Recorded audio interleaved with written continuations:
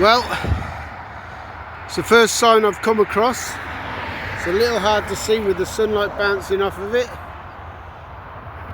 But this Coventry, or Welcome to Coventry sign, does not need a clean on the front anyway. What's it like on the back? Yeah, a bit minging on the back. But at the end of the day, it's all about the front. And it's a long walk all the way over there, carrying, I don't know, 25 kilos of water to clean that sign. It's a good 400 meters, and I'm not, the risk versus the reward is not worth it. There is one